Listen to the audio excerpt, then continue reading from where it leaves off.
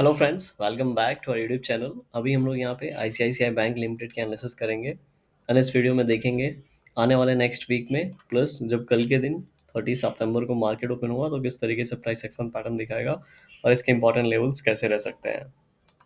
Last video में आपको अगर याद होगा हम लोगों ने एनालाइज किया था कि इसने बहुत ही अच्छी रैली दी है और ये 5 दिन का है, मतलब 1 वीक का ये यहाँ पे प्राइस एक्शन पैटर्न मोमेंटम बना है। हम लोगों ने बात किया था कि ये बहुत ही सही तरीके से ब्रेकआउट दिया है। अब यहाँ पे जिस तरीके से एक बड़ा कैंडल हम लोग को बनता हुआ नजर आया है, इसके बाद हम लोग को इनसाइड कैंडल बनने की हाईएस्ट प्रोबेबिलिटी है, बिकॉज बहुत ज़्यादा स्ट्रेच हो चुका था। लास्ट लास्ट में एक बड़ा कैंडल भी इसने बना दिया था और मैंने आपको एक चीज़ बताई थी, कोई भी शेयर अगर इस तरीके से ब्रेकआउट दिया है और बहुत नीचे से ट्रेड कर रहा है और बहुत बड़ा कैंडल बनाता है तो उसके बाद थोड़ा सा हमें इनसाइड कैंडल या हॉल टाइप सिचुएशन देखने को मिलती है।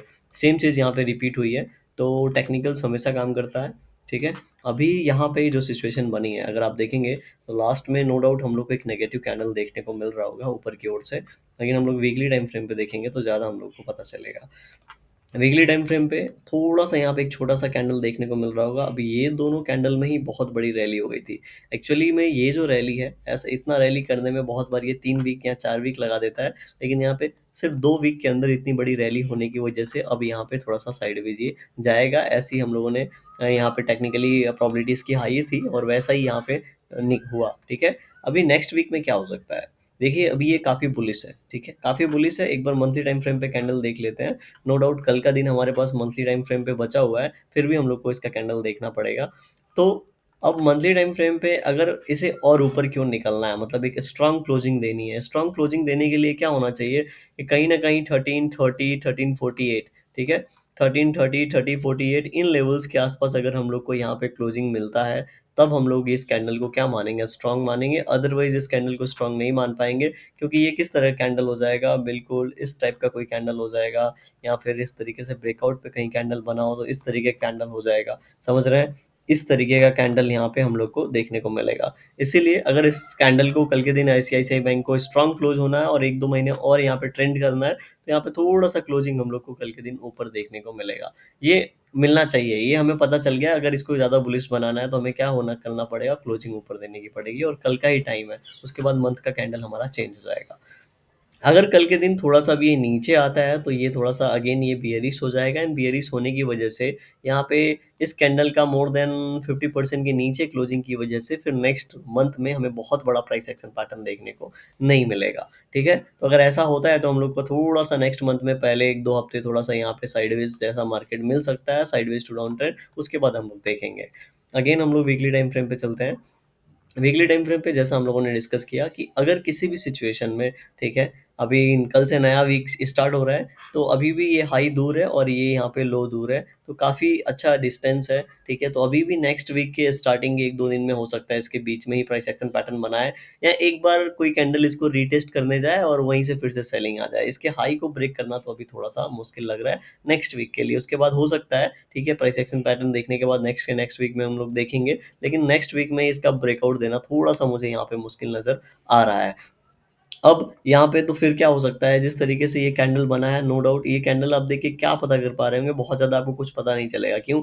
क्योंकि सेलर्स ने ट्राई किया और बायर्स ने होल्ड किया है और बहुत बड़ा कोई प्राइस एक्शन पैटर्न नहीं है, मतलब बहुत ज़्यादा कोई यहाँ पे इस तरीके का प्राइस एक्शन पैटर्न नहीं बना है, या बोल सकते हैं बहुत ज़्यादा कोई ट्रांज़ैक्शन नहीं हुआ है। ठीक है? तो अभी हम लोग को थोड़ा-सा क्लियरली ये दिख रहा है कि ये साइडवेज़ जा रहा है। साइडवेज़ जाने के बाद 1-2 वीक और यहाँ पे थोड़ा-सा ये वोलेटाइल होता है, एक कैंडल ऊपर की ओर जाए, रीटेस्ट करके नीचे गया, इस तरीके के प्राइस एक्शन पैटर्न बने, ठीक है? तब हम लोग मान के चल सकते हैं कि यहाँ पे अब थोड़ा-सा ब्रेकआउट मिलने के चांसेस हैं।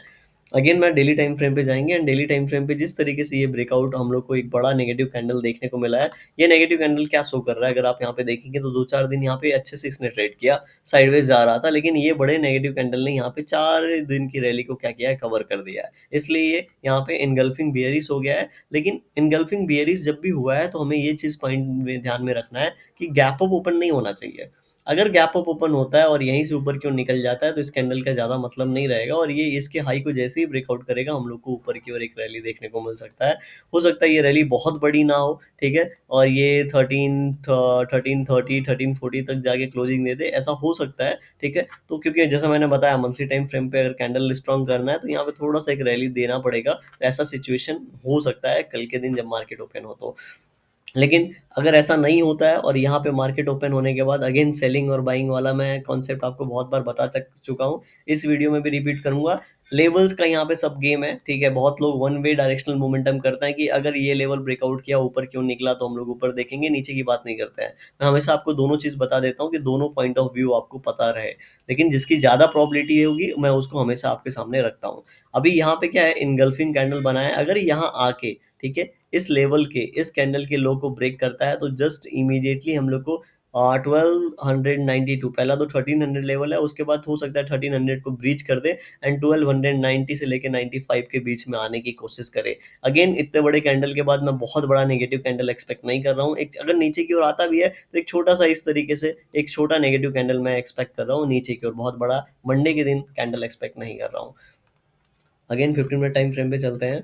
15 मिनट टाइम फ्रेम पे देखेंगे तो नहीं एक्सपेक्ट करने का मतलब क्या है कि टेक्निकली अब यहाँ पे पता चल रहा है कि वन वे डायरेक्शनल ज़्यादा मूव हो चुका है, सपोर्ट काफ़ी पास में है, ठीक है। 1300 का लेवल हो गया, ये 1295 वाला लेवल हो गया। तो नहीं बड़ा कैंडल एक्सपेक्ट करने का मतलब इन लेवल्स के आसपास आएगा तो तुरंत यहाँ से बाइंग आ जाएगी। अब यहाँ से जब बाइंग आएगी तो शेयर ऊपर की ओर जाएगा, तो ऊपर की ओर जाने से अगर ऊपर की ओर जाता है फिर थोड़ा सा वोलेटाइल होता है तो भी हम लोग को एक छोटा कैंडल ही देखने को मिलेगा। समझ रहे हैं? तो इस दोनों वजह से हम लोग को एक कल के दिन छोटा कैंडल अगर नीचे की ओर आता है तो मिल सकता है।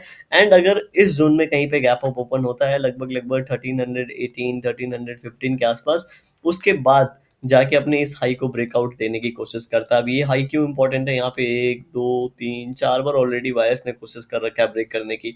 इतना सेलिंग के बाद ओपनिंग ऊपर हो रहा है, मतलब कहीं ना कहीं अच्छा कुछ है, बायर्स यहाँ पे ज्यादा इंटरेस्टेड है। उसके बाद ब्रेकआउट देना है तो यहाँ पे थोड़ा सा हम लोग को 1340 का लेवल हम लोग यहाँ पे और 1345 के लेवल के बारे में सोच सकते हैं।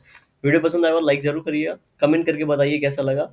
और ज्वाइन कर सकते हैं आप चैनल, ज्वाइन करने की वजह से अगर आप कोई भी कमेंट करेंगे शेयर की एनालिसिस तो मैं तुरंत उसी दिन पोस्ट कर दूंगा एंड डीप एनालिसिस हम लोग उसकी करेंगे। Thank you for watching this video and thank you for supporting us.